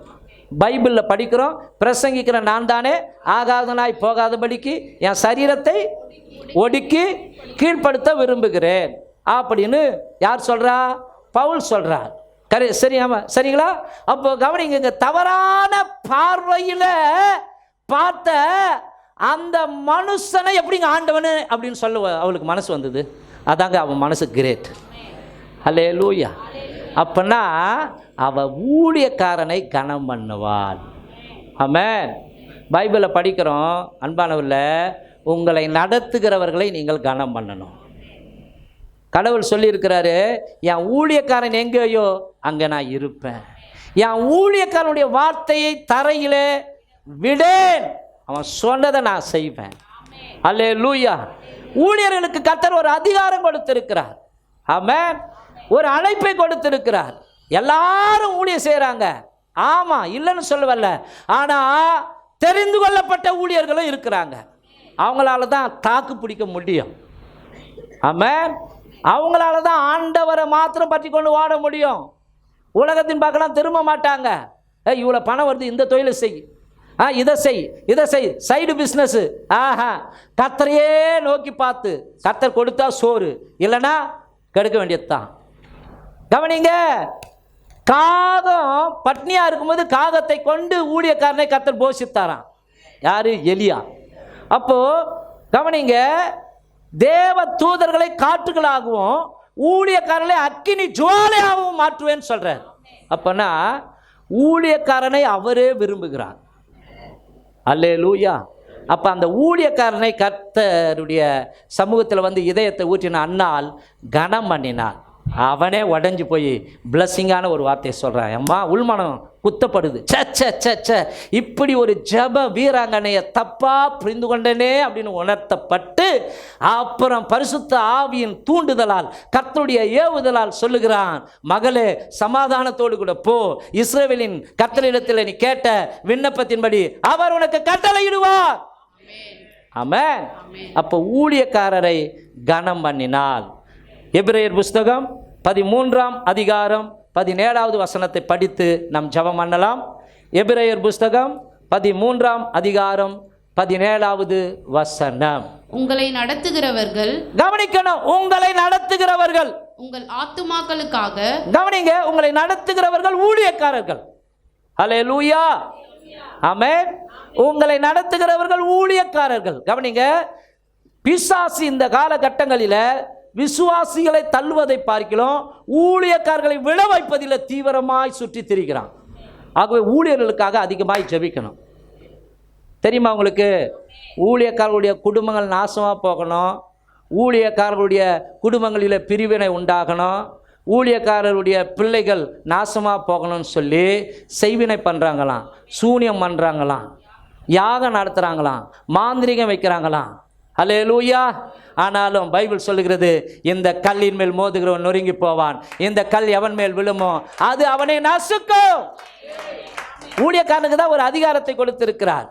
நியாயத்தில் எழும்புகிற எந்த நாவையும் நீ குற்றப்படுத்துவாய். ஹல்லேலூயா. அப்போ கவனிங்க, இங்க என்ன சொல்றாரு பவுல்? உங்களை நடத்துகிறவர்கள் உங்கள் ஆத்துமாக்களுக்காக உத்தரவாதம் பண்ணுகிறவர்களாய் விழித்திருக்கிறவர்களானபடியால் அவர்கள் துக்கத்தோடு அல்ல. ஆமென். ஒருத்தரை பார்க்கும்போது துக்கத்தோடு அல்ல. என்னப்பா இந்த சகோதரி இப்படி பண்ணுறாங்களே, எதனா பேசினா கூட சிலுப்புறாங்க, எதனா கிட்ட போனான்னா கூட ஒதுங்கி போகிறாங்க, என்னடா இது அப்படின்னு மனசுக்குள்ளே ஒரு துக்கம் வந்ததுன்னா நிச்சயமாய் கர்த்தர் உங்களை விசாரிப்பார். அல்லேலூயா. ஆமென். யோசிச்சு பாருங்களேன். இப்போ கவனிங்க, நீங்கள் எந்த விதத்தில் எனக்கு மரியாதை கொடுக்குறீங்க? கர்த்தருடைய நாமத்தினால தான். இப்போ கர்த்தருடைய நாமத்தினால உங்கள் வீட்டுக்கு வரேன், ஒரு டம்ளர் தண்ணி மொண்டு கொடுக்குறீங்க, அது நான் வந்ததுனால அல்ல, கர்த்தருடைய நாம உங்களுக்கு முன்னாடி வந்தது, அவருக்கு பின்னால் நான் வரேன். எனக்கு கிடைக்கிற கனம் மரியாதை எல்லாம் கழுதைக்கு எப்படி வாழ்வு வந்தது? கழுது மேலே உட்கார்ந்து இருக்கிறவர் கனத்துக்குரியவர். ஆமென். ஒரு டீ போட்டு குடிக்கிறீங்க, இந்த கனம் யாரால? கர்த்தரால. அப்போ கவனிங்க, ஸ்தோத்திரம். அல்லது ஒரு தேவ பிள்ளைக்கு அறிவுரை வழங்கும் பொழுதோ அல்லது சொல்லும் பொழுதோ தொடர்ந்து கீழ்ப்படியாமல் செய்ய செய்ய செய்ய ஒரு ஊழியக்காரருடைய மனசு துக்கப்படும் பொழுது அங்கே பவுல் சொல்கிறாரு, ஏன்னா அங்கே நடந்திருக்கிற நிகழ்வுனால தான் இந்த வசனத்தை எழுதியிருக்கிறாரு, அவர்கள் துக்கத்தோடு அல்ல சந்தோஷத்தோடு அதை செய்யும்படி. ஆமென். எப்படி செய்யணுமா? சந்தோஷத்தோடு செய்யும்படி அவர்களுக்கு கீழ்ப்படிந்து அடங்குங்கள். உதாரணமாக உங்களை நடத்துகிற ஒரு ஊழியக்காரன் படிப்பறிவே இல்லாமல் இருக்கலாம், ஆனால் நீங்கள் பயங்கரமாக பட்டம் படித்த பிள்ளைகளாக இருக்கலாம். ஆனாலும் உங்களுக்காய் வைத்திருக்கிறவர் கர்த்தரால் தெரிந்து கொள்ளப்பட்ட ஒரு ஊழியக்காரன். ஆமென். ஹல்லேலூயா. ஒரு படிப்பறிவில்லாத ஒரு போதகர் ஒரு சபையை நடத்தி கொண்டிருந்தார். நாங்கள் கேள்விப்பட்டோம்.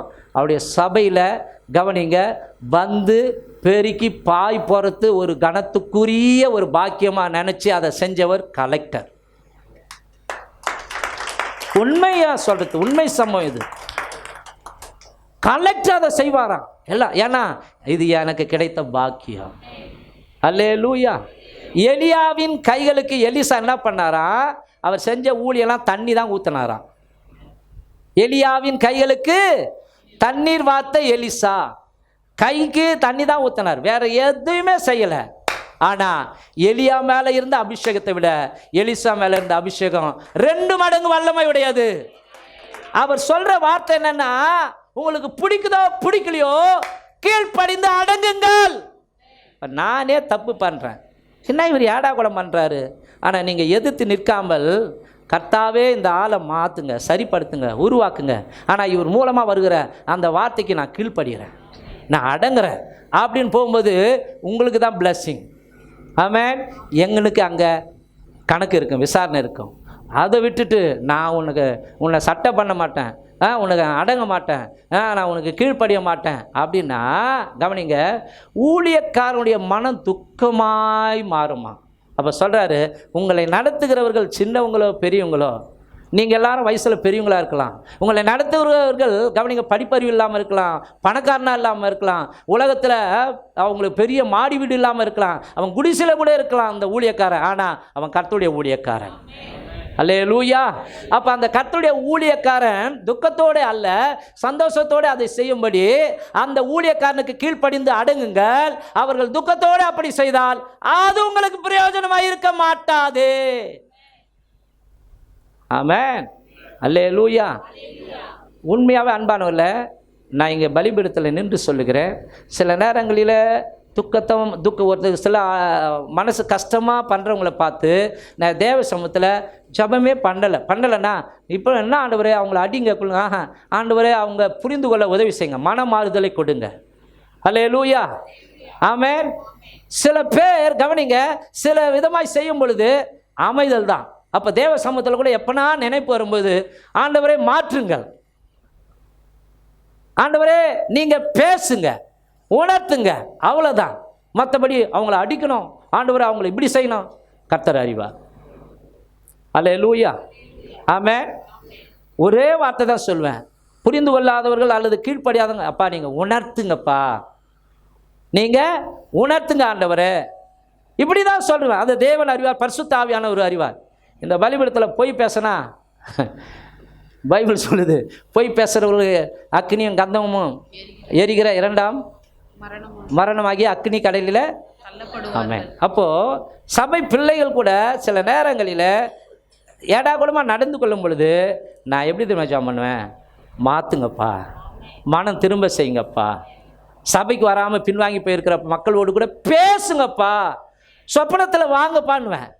அவங்க தூங்குறாங்க இல்லையா, அப்பா இப்போ தூங்கின்னு இருப்பாங்க, சொப்பனத்தில் நீங்கள் பேசுங்க, தட்டி எழுப்புங்க, நான் சர்ச்சுக்கு போயிடணும் அப்படின்ற ஒரு எண்ணத்தை உண்டாக்குங்க.